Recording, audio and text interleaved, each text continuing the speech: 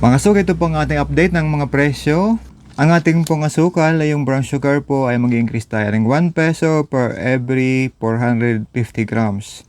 At doon naman po sa 900 grams na sugar brown, yung dating 58 ngayon po ay magiging na po siyang 60. At sa frozen product din po natin, yung Star Nuggets na 150 grams ay 42. At yung Tender Juicy po na 1 kilo po siya, yung classic ay 210. At ang Canton po natin ay kakalibrate po tayo ng price. Bali mag-i-increase po siya. Hindi naman gano'ng kalakihan pero medyo tumaas pa rin. Ang Canton po natin, yung Lucky Me na Pancit Canton, yung dating retail po natin na 14 pesos per piece, ngayon po ay magiging na siya pong 15. Bali po doon po sa mga ating pong suki na kung ito po ay inyo pong pantinda, mas maigi pong bibili po kayo ng 4 na piraso kasi mas discounted po doon sa 4 na piraso kasi ang presyo po natin doon ay 14.25 lang po papatak ang bawat isa. Kaya yung sa tindahan pag po natin ay 57 lang po ang presyo. Pero pwede rin po kayong bumili lang ng 2 piraso. Kung dalawang piraso lang naman po ang inyong bibilhin, ang presyo po natin yan ay 29. At papatak po niya ng isa, bawat isa ng 14.50. Yan po ang update. Okay mga suki, magandang umaga sa inyo. Marinaldo po Sinugabos. Ako po si Joseph, Sari-Sari Store Owner. Ito po ang ating mini podcast na pang-17 na po. At ang pag-uusapan po natin dito ay ang mga update ng mga presyo mula noon hanggang ngayon. Ang mga produktong dumating natin ngayon ay ang Color Safe na 450 ml, yung sukat na 200 ml, sukat na 100 ml, yung mga plastic po na 8x11 at sa yung ice wrapper, at yung sukat po na sa buti at saka yung sa litro. At dito naman yung palm oil po natin, yung lana, ang presyo po niyan hindi rin nagbago. At yung brown sugar po, magkakalibrate din po tayo sa presyo ng asukal. At yung harina po natin, same price pa rin, yung asin, yung Lion Tiger, cowbell kondensada, yung Sunmac na combo, yung Ginisa mix na 8 grams, tapos the violet, UFC ketchup, UFC bottle, oyster sauce na 30 grams, Kanto na kalamansi at chili mansi at Lucky Me beef, at yung mga kape natin, Kopiko Blanca, Kopiko brown at black. Yan po ang galing doon sa ating isang supplier. At yun dito naman sa mga Jack and Jill product po, yung supplier natin dito. At ang mga dumating po naman ay ang Magic Flakes na cheese, Whopper cheese, Quake Overload mocha, Quake Overload black forest, pretzels, yung Milky Nuts, at mini pretzels, silo coated. Kasi itong Payless na extra big calamansi, yung refresh din na 1 liter, at manghuan na brown tsaka yung green, yung paumbong at saka sukat sili at roller coaster. Yan po ang mga dumating natin ngayong Lunes, yung araw ng Lunes. Okay. Alam nyo naman siyempre ang presyo ay hindi naman talaga yun fix. Baga hindi naman yan steady. Ang mga presyo po ay nagbabago-bago po talaga yan. Nagdedepende po yan sa supply and demand. At dito naman sa mga produkto natin, ang nag-adjust lang naman tayo ay dito po sa asukal, sa brown sugar, at yung dating presyo po ay 30, ngayon po ay 31 na, yung 450 grams, at yung 900 grams po natin, yung dating 58, ang binta na po natin yan dito sa store ay 60. At ito namang Canton, mga Pancit Canton, yung dating presyo po natin dito ay 14, ngayon po ay magiging na siyang 15 yung retail price po natin. Pero meron pa rin po tayo mga discounted price, lalo pa pag kumuha po kayo ng tindahan pack. Ang tindahan po kasi ay 4 na piraso po yan na Pancit Canton, at ang bigay lang po natin dito sa atin sa tindahan ay 57. Ang bawat isa po papatak po yan ng 14.25. Pero kung gusto nyo rin lang po naman bumili lang 2 piraso, pwede rin naman po. At discounted pa rin naman po ang kanyang presyo. Pero ang presyo niya na po ay 29. Papatak po ang 1 piraso niya na 14.50. O, yan po sa mga pansit canton natin. Diyan po ang nagbago ang presyo. At syempre, kapag tumaas ang ang supply natin, tumaas ang presyo, ibapasa din natin yan sa ating mga customer. Kaya yan po ang nangyari po ngayong araw ng Lunes. At itong pong ating mini podcast ay post po natin siya araw ng Martes. Kaya tamang-tama yung mga dumating na produkto natin ngayong araw na to ay nakasama na. At kasi nung Sunday nakapag-post na tayo nakapagawa na tayo ng video na pinapost natin ng ano ba yan? Linggo ba yun? Ayun, tama. Kalimutan ko. Ano ba? Ano ba yan? Mahalata tayo tuloy niyan. Tumatanda na. Nakakalimutan na lang araw.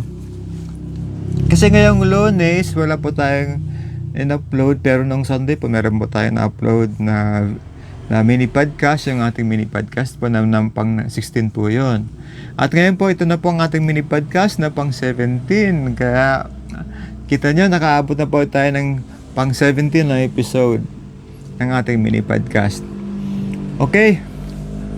Ito po ang ating mga siguro magandang topic ngayon. Bakit ba ang mga sari-sari store ay parang napakabagal niya umasinso? Diba? Pero sa totoo naman po talaga ang mga sari-sari store kasi madaming mga sari-sari store. Ang nangyayari po kasi niyan kapag mayroong mga sari-sari store na nag-pick up, kung di ba yung gumaganda ang negosyo, mga ilang buwan yan, ilang taon lang, mapapansin nyo po na unti-unti pong dumadami rin ang mga sari-sari store. At siyempre, kapag dumadami ang mga parehas din nating mga sari-sari store, ano po ba bang mangyayari niyan sa ating market? Liliit po. O siyempre, pag lumiit ang yung market, kasi marami na kayong nag-aagawan sa market, ng market na potential yung mamimili, siyempre naman po ay babawas ang inyong kita. At kapag bumawas po ang inyong kita, apektado po nyo ang operational ng inyong business. Kung napapansin niyo po, ang mga sari-sari store po, kaya hirap na hirap silang umasinso. Ang isa pa pong problema doon ay, alam niyo ba yung dati halimbawa ako dito sa aming tindahan, yung dati yung presyo lang po nung magsimula kami ng business dito sa Naga, ang presyo lang po noon ng bigas ay nasa 600 po. 600, okay, 550 pa lang nga yung regular rice at 600 po yung premium rice na po yun. At ang asukal naman po noon, 700 lang po ang isang sako. Halos mag-triple yung presyo. Kaya po yun na po ang pagkakaiba. Kaya dyan pala makikita nyo na ang pag-pick up ng isang sari-sari store ay medyo mabagal. Kaya kung nagkamali ka pa magkakamali ka pa sa diskarte sa sari-sari store, malamang na talagang maiiwanan ka.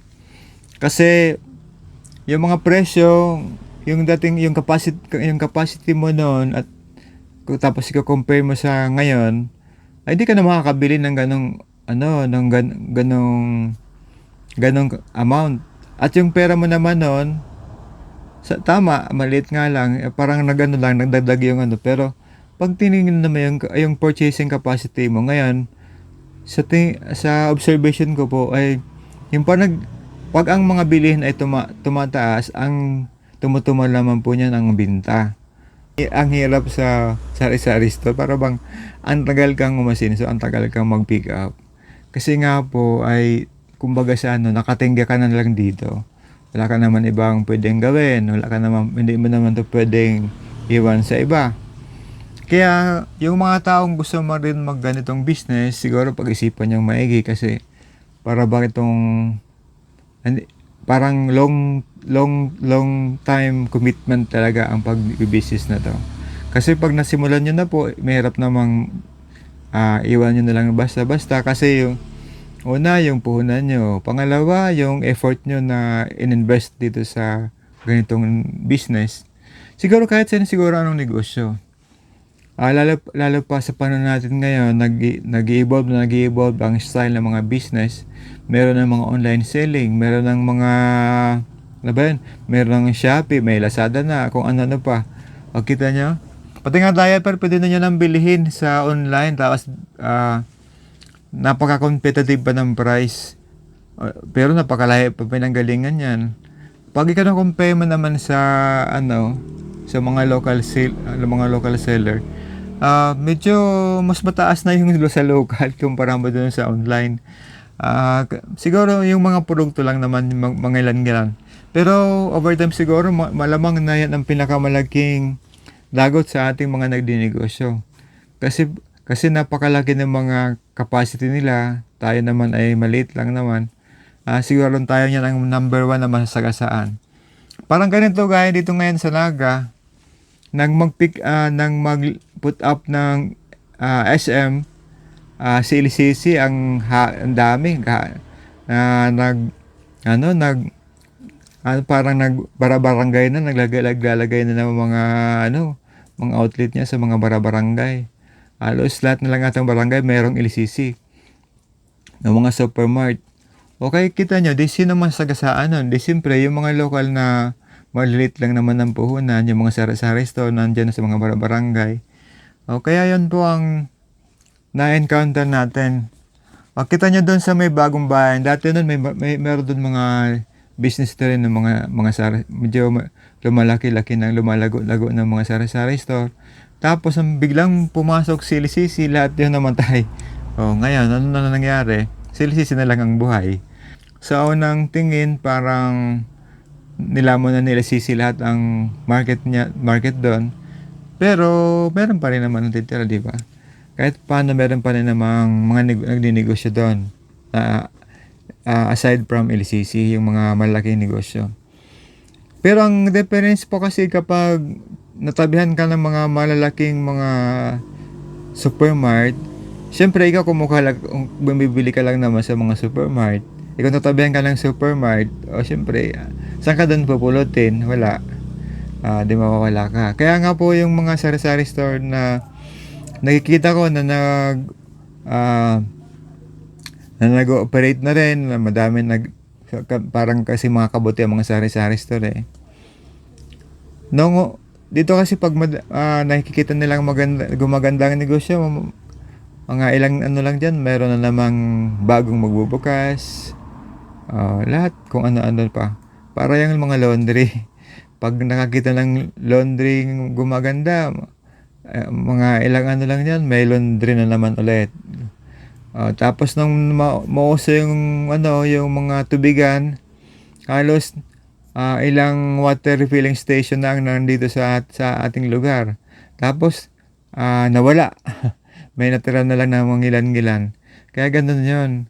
Kapag nakakita ng mga tao na may mga negosyo na nagpipick up, kumbaga ba nagbo-boom siya, madaming gumagaya. Siguro naman sa ang lugar, ganun din ang sitwasyon.